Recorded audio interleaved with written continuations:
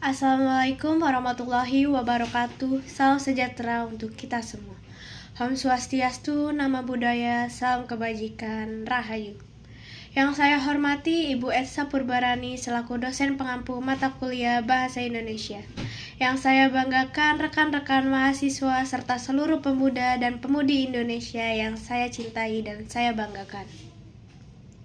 Perkenalkan, nama saya Yasmin Syafira Aulia. Saya berusia 19 tahun dan saat ini sedang menempuh studi pada program studi Sarjana Akuntansi di Universitas Negeri Jakarta. Pada kesempatan ini, saya berdiri sebagai Duta Bahasa Indonesia untuk menyampaikan gagasan dan keprihatinan saya mengenai tema penggunaan bahasa Indonesia oleh anak muda. Saat ini kita hidup dalam zaman yang serba cepat, terbuka, dan global. Anak-anak muda Indonesia termasuk kita semua di sini berada di tengah arus informasi dan budaya yang sangat dinamis. Salah satu dampaknya terlihat jelas pada cara kita berbahasa.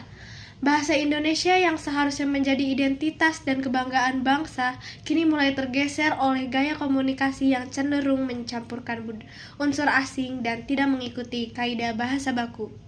Kalimat seperti, "Duh, gue pusing banget sama deadline," atau "Duh, hari ini mood gue lagi bad banget," itu menjadi sangat umum kita dengar, baik dalam percakapan lisan maupun tulisan di media sosial. Fenomena tersebut menunjukkan adanya perubahan dalam pola penggunaan bahasa Indonesia di kalangan anak muda. Kita tidak bisa menutup mata bahwa sebagian besar generasi muda saat ini merasa bahwa menggunakan bahasa Indonesia yang baku dan benar itu terlalu formal, tidak santai, dan kurang gaul. Akibatnya, banyak di antara kita yang mulai kehilangan kemampuan untuk menyusun kalimat secara benar, baik dalam lisan maupun tulisan. Bahkan, tidak sedikit mahasiswa yang kesulitan membuat laporan, surat resmi, atau presentasi ilmiah karena terbiasa dengan gaya bahasa informal yang bercampur aduk. Masalah ini bukan hanya soal gaya bahasa, gaya bicara, tapi menyentuh aspek yang lebih dalam, yaitu menurunnya sikap positif terhadap bahasa Indonesia. Ketika bahasa nasional tidak lagi digunakan secara tepat, maka identitas, rasa memiliki dan kebanggaan terhadap bahasa itu pun ikut luntur. Jika hal ini terus dibiarkan, maka akan berdampak besar, dan itu adalah hal yang perlu kita waspadai bersama. Dampak negatif dari permasalahan ini bisa meluas ke berbagai bidang. Dalam dunia pendidikan, menurunnya kemampuan berbahasa dan akan melemahnya kualitas literasi dan daya nalar mahasiswa. Di bidang ekonomi, citra produk dan jasa lokal bisa kalah bersaing karena kehilangan identitas kebahasaannya.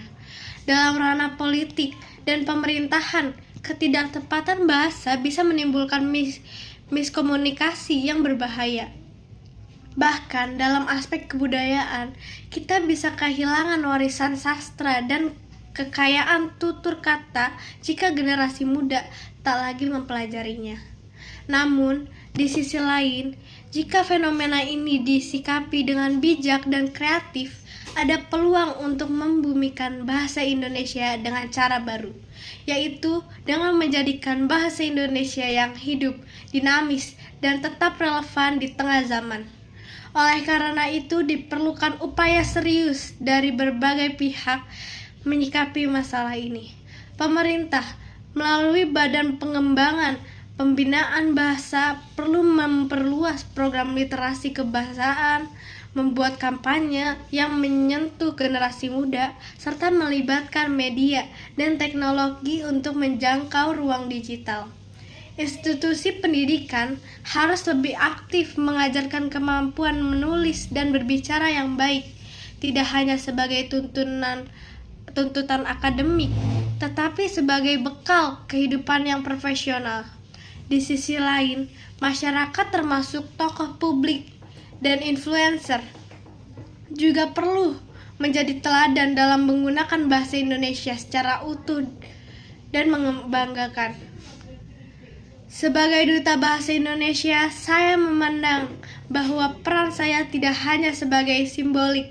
Saya berkomitmen untuk menjalankan sejumlah program yang dapat membantu meminimalkan dampak negatif tersebut.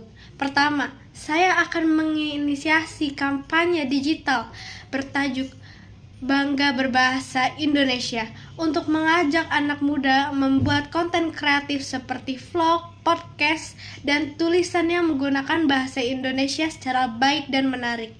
Kedua, saya akan menyelenggarakan pelatihan dan lokakarya di lingkungan kampus maupun sekolah tentang penulisan ilmiah, komunikasi formal, dan public speaking berbahasa Indonesia.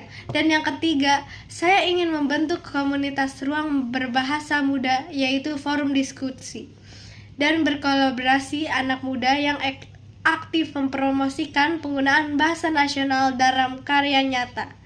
Hadirin yang saya hormati, bahasa Indonesia adalah rumah kita bersama. Ia bukan hanya sekadar alat tukar kata, tetapi juga ruang tempat kita berpikir, menulis, dan membangun jati diri bangsa. Jangan biarkan bahasa Indonesia menjadi tamu di negeri sendiri. Mari kita jaga, kita gunakan, dan kita lestarikan bersama. Sebab bahasa Indonesia bukan sekedar kata, tapi juga harga diri dan kehormatan sebuah bangsa. Saya tutup pidato ini dengan slogan, bahasa Indonesia cerminan bangsa, cinta kita sepanjang masa. Mari berkarya, mari berbahasa dan berbudaya. Wassalamualaikum warahmatullahi wabarakatuh.